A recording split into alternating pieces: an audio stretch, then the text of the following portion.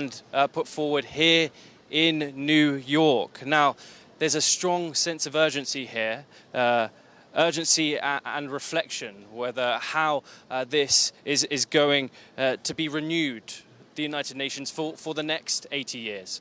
Now, many leaders have already been critical of this organization, one being President Donald Trump and one being President Zelensky, saying that this organization cannot and does not go far enough in this day and age. It was, after all, founded by those victorious powers of World War II 80 years ago. Now, what has already happened in this year's session?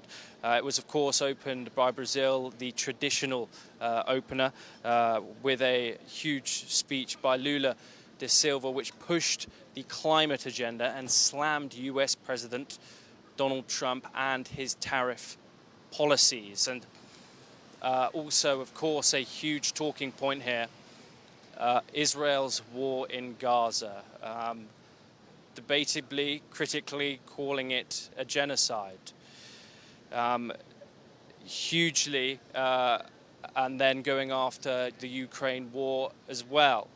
Volodymyr Zelensky also warned the world today in front of the assembly that Ukraine was only the first target for Moscow, and called for stronger security guarantees, particularly from the United States and particularly from the whole United Nations, where he criticized the body as a whole. Another huge and notable guest to the United Nations and speaking in front of the Assembly today was Ahmed al-Shara, a man who would not have been here 1 year ago after Bashar al-Assad's regime fell in December of 2024. He demanded his sanctions were formally lifted by the United Nations.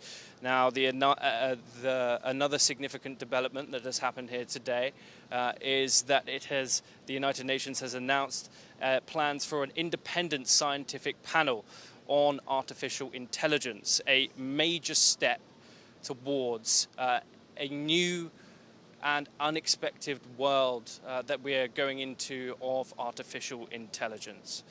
Now, what is yet to come?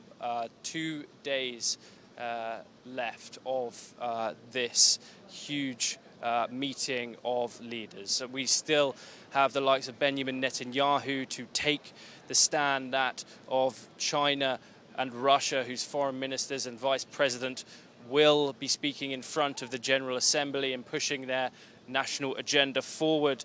High stakes sideline meetings as well on climate, finance, Gaza ceasefire talks, as well as a possible joint initiative on global governance reform.